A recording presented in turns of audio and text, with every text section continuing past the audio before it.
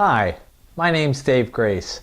I'm sorry I can't be with you this afternoon to talk about the important role of urban cooperative banks within the financial sector in India. I know you're at a critical juncture right now as the Reserve Bank of India is about to convene the second meeting of the high-powered Committee on Financial Cooperatives. I've been asked to provide comments on a couple issues regarding financial cooperatives in India. As my background, I've worked at a central bank, I've worked as the head of policy for financial cooperatives around the globe, and I've also worked the last several years as a consultant for the International Monetary Fund, the World Bank, and for associations of financial cooperatives. So I've got a long, deep background on policy side and financial cooperatives. And today I'll touch on three issues that I think are key for urban cooperative banks right now in these deliberations. The first issue is around the size of cooperatives and when does a cooperative stop becoming a cooperative. Second, I'll look at the issue of conversion of cooperatives to another kind of company or organization. And lastly, I'll look at resolution powers for a bank regulator such as the Reserve Bank of India.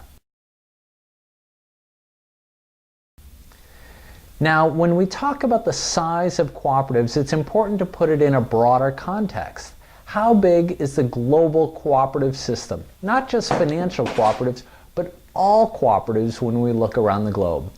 And last year, my firm, Dave Grace and Associates, at the request of the United Nations, went ahead and did the very first global census on cooperatives, where we counted as many cooperatives as we could around the globe to understand the size and scope of them. And what we learned was that cooperatives in general represent about 4.3% of global GDP. Now, some countries are much greater. So, for example, in France, the cooperatives there are about 17% of GDP of France. In the United States, the largest economy in the world, cooperatives make up about 4.5%. But in India, cooperatives make up only about 1% of the GDP in India. So it's clear that relative to other large industrialized countries, and even the global average, there's a way to go for the Indian cooperative banks in terms of growth. The other interesting thing about that study is that we also realized that those countries that had the most cooperative economies in the world also have the highest social progress in the world. So that is an interesting correlation that we've seen between these two factors, which provides some input and evidence for continued growth of cooperatives. Now, the other thing when you think about size of cooperatives and you narrow down to the financial sector are what is the share that financial cooperatives have of a deposit marketplace. So, for example, in Europe, you see that in Germany, for example, the financial cooperatives have about 20% market share of all deposits. In the United States, the financial cooperatives have about 10% market share. In Canada, about 8% market share. But in India, we see that the financial cooperatives have about 2.5% market share of the total deposit market share. So again, when you narrow it down into the financial sector, still room for growth in India. If you look at the insurance marketplace globally, the financial and mutual cooperatives have about 27% market share of the global insurance marketplace. So they're doing quite well, and in fact better on average than in the retail banking space. It is true that as a cooperative gets larger, it can act less like a cooperative. But it's not true that it is no longer a cooperative just because it's large. In fact, some of the best functioning cooperatives in the world that really bring in member engagement are large cooperatives. But when you get larger, you have to be very intentional about being member driven. Now, here are some examples.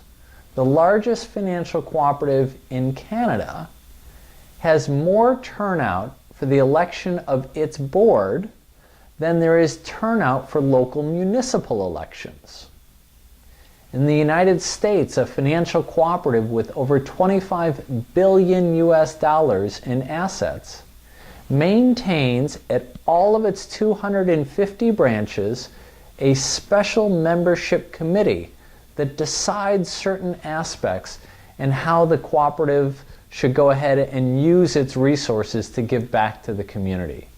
Now, these are very intentional things that these financial cooperatives do to make it continue to feel like a cooperative.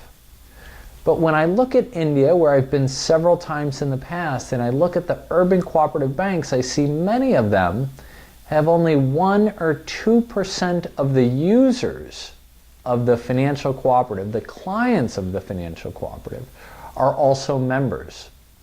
That is a very, very low ratio relative to global standards.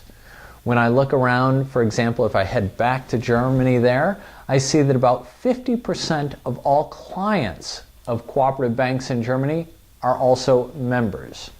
When I look to the US and Canada, nearly 100% of the users are members of the cooperative.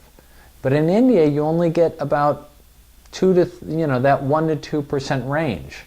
So there, I think, even if you have a small urban cooperative bank, with maybe a very small one with maybe 1,000 members and very little in assets and deposits, if 1 or 2% of the clients are actual members, then I would suggest that it probably isn't really a true cooperative. And I know there's been much discussion and much work on other past committees to try and make the urban cooperative banks deeper cooperatives. Now, what is important is not to confuse this issue of size with whether or not they're true cooperatives. I know that the high-powered committee has had some discussions and some initial thinking about whether or not there is a certain threshold at which time an urban cooperative bank would have to convert to some other form of entity, whether it be privately held or publicly held. Now, in the 75 countries around the world where I've worked in the past, I've never seen any country require its financial cooperatives to convert to another type of entity once it reaches a size threshold. So I think it's important to not confuse these issues of size of the entity with whether or not it's acting like a cooperative. I think really it comes back to the membership in the institution and whether or not it's really involving its members and has a high percentage of its clients as members to determine whether or not it's a cooperative. If we turn now to that issue of conversion, and is there some point at which a cooperative should be required to convert? Again, I don't think the issue is really about conversion of the cooperative because it's no longer cooperative. I think this is really a concern from regulators about having proper resolution authority. And I'll address that topic in a bit. But there needs to be this clear distinction between resolution powers, which the RBI absolutely needs to have, versus the performance of a large entity as a cooperative. Now, unfortunately, globally, there's not been very good practice in history about conversions of financial cooperatives into privately listed or publicly listed companies. The quintessential example of this around the globe is in the United Kingdom in the mid-90s. At that time, there were many large building societies that were converting from being cooperative entities into private banks. Many of them were doing this because they wanted to grow faster and they felt that this was the way to attract outside capital to let them grow quicker. Now, grow quicker they did, but there wasn't very good evidence that this actually either benefited consumers, as a 2006 report from the UK Parliament showed, looking at whether or not all these conversions really helped consumers. What they found was that after these conversions, most of the institutions, which were now commercial banks, ended up charging higher fees for consumers. And that parliamentary inquiry that happened in 2006 in the UK was before the financial crisis. What happened during the financial crisis was that many of these converted building societies, like Northern Rock being the quintessential case, either failed, was bought out, and in fact, none of these converted building societies today remain independent banks. They've all gone through some other transformation. So as I think about the potential of conversion and losing some of the urban cooperative banks as mutually held institutions, I think there has to be long, deep thought about this within India before that happens. I know, for example, that there will be changes in the commercial banking place where foreign investors will be allowed in the future to have a greater market share in some of the private banks. That could mean a lesser role for some of your state-owned banks going forward. And I think a key thing to try to maintain is diversity in the banking system. That's been one of the pillars of the German banking system, where they have a very strong commercial banking system, a very strong state banking system through some of the state-owned and municipal savings banks, and a very strong cooperative banking system. India has some of that today, but I think decreasing the cooperative side through mandatory conversions of large institutions would be somewhat troubling. Now, to be a real cooperative, you do have to allow members to vote if they should choose to become some other form other than a cooperative. The best practices around that process globally show that there have to be clear disclosures well in advance of these votes. The last issue I wanted to cover today is the issue around resolution powers for the Reserve Bank of India. Now, I'm aware that within India, the issue of cooperation is a state subject and not one for federal government. So for about a decade now, there have been these workaround TAFCOB committees that were set up to help with the resolution powers. And understandably, as the cooperative sector gets larger and the urban cooperative banks grow, RBI has some growing concerns about their resolution powers. And rightfully so, they should have either the direct, preferably the direct process to take over a failing institution, to remove its management, remove its board, put it under administration, merge it, liquidate it. All those resolution powers are needed. Indirectly could be another way that that entity could go ahead and have those powers. I wanted to talk a little bit about 3 examples that I've seen in other countries for resolution powers. Now, the first one being within Australia. Unfortunately, that's not a strong case study. What happened in Australia was about 20 years ago, the federal government set up a single financial sector regulator where it wanted to ensure that all insurance, banking, financial cooperatives, securities was all under the same regulatory framework. They removed the tax benefits that the financial cooperatives had. They removed the state supervision that the financial cooperatives had and put them under a single federal regulator. Now, in those intervening 20 years, what's happened? The financial cooperatives have lost market share. The commercial banks in Australia have gotten larger. And in fact, today, the commercial banks in Australia are seen as the most profitable banks in the world relative to their OECD peers. So just last year, the Australian Parliament had, for the first time in many years, a full-scale inquiry into the financial services marketplace to try and determine what they could do to provide more competition to the marketplace. What they saw is, as they changed their structure to try and give all those resolution powers to a single entity and all those supervisory powers with a single rule book for the entire financial sector is that it weakened some pieces of the marketplace, specifically the financial cooperatives. And so what they're doing now in Australia is trying to determine how to go backwards a little bit and provide more competition in the marketplace, where they've seen that the largest banks now are too big to fail.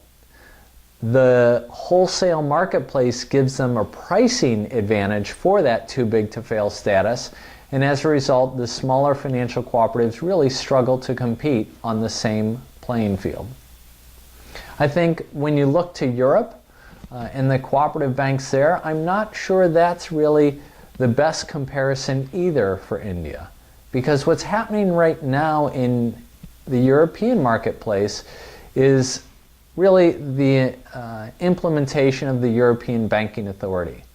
And so no longer do any of the countries within Europe individually have really strong state-based regulation at that regional level, or state-based supervision at that regional level. All of the rules are now being driven for credit institutions, which includes the cooperative banks, at the European level. And the European Banking Authority will continue to, I think, grow in importance and its powers. So unlike India, where you have this kind of dual basis of state and federal powers in place, what's happening within Europe is kind of a greater pan-European supervisory powers and regulatory powers. When you look to the United States, there you do see an example of where there are strong state powers for the banks and the financial cooperatives, and strong federal powers and supervision for the banks and the cooperatives. Now, the way that they handle resolution of troubled institutions in that market is really on the back end through the deposit insurance corporations. It's the deposit insurance corporations for the banks and for the financial cooperatives that are really in charge and really drive many of those bank resolution issues. So that's one way to do it. Another way to do it is the Canadian model, which is being tried right now, which is really looking at creating incentives for institutions to go ahead and choose a certain regulatory structure. About 2 years ago, the federal government in Canada, for the first time and without industry prompting, introduced a cooperative banking legislation that would allow the financial cooperatives in Canada to operate across jurisdiction. Today in Canada, they do not have the ability to operate multi-state, much like in India. With this new federal legislation, they would be allowed to do that. But the financial cooperatives in Canada would lose some of the other powers that they have and benefits on the deposit insurance side, and on the retail insurance side and selling side of insurance, that really haven't made this new federal charter attractive enough. In fact, in the last 2 years, unfortunately, not a single financial cooperative in Canada has taken up that Cooperative Banking Act because it just isn't attractive enough. So now when I step back and I think about it in India and what's happening there, I think there is the potential for the Reserve Bank of India to use the ability to operate in multi-states, the ability to access additional capital, the ability to access wholesale funding. These could be some of the additional incentives and benefits that could allow an entity to go ahead and operate under this framework and give the Reserve Bank of India the resolution powers that it really needs. Now, if you were to have a smaller entity that stays at the state level, then maybe the Reserve Bank of India doesn't need all of those resolution powers and can continue to operate through the TAFCOB.